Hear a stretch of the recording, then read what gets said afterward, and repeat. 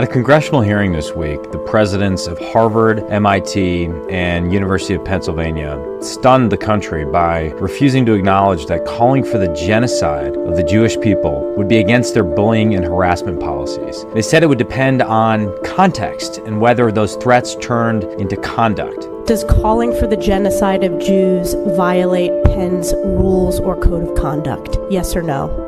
If the speech turns into conduct, it can be harassment. Conduct meaning committing the act of genocide? Does calling for the genocide of Jews violate Harvard's rules of bullying and harassment? Yes or no? It can be, depending on the context.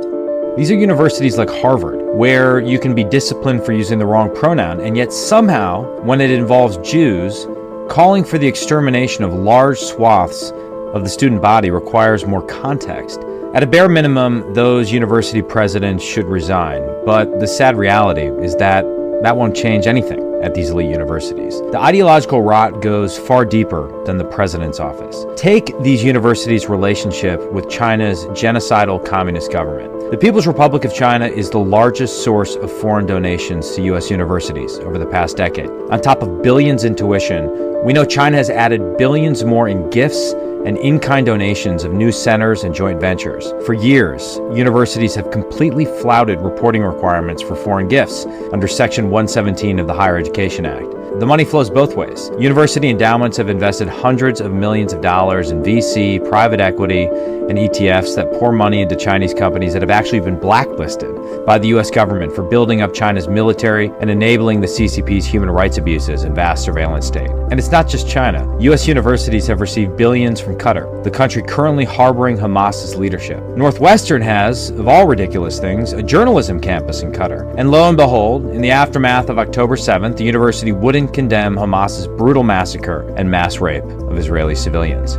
My own alma mater, Princeton's ties to Iran, have recently been the subject of investigations. What is it with these elite universities and authoritarian regimes? We want American students to learn other languages and study other cultures all over the world. That's part of what made my college experience great. But there comes a tipping point where you have to look at all the new gifts and institutes and partnerships with authoritarian regimes and realize that money is no longer just buying seats in the classroom. It's buying political and social influence. These elite universities are becoming unregistered lobbyists for some of the most tyrannical regimes in the world and using DEI as a moral misdirection. Despicable as their testimony was, I actually feel sorry for those university presidents. They probably took their jobs thinking they were in charge, but their disgraceful performance at Tuesday's hearing shows the reality. The president's answer to the DEI commissars at their universities and the upside-down logic of social justice. And Tuesday's hearing shows those DEI commissars rule with an iron, woke fist.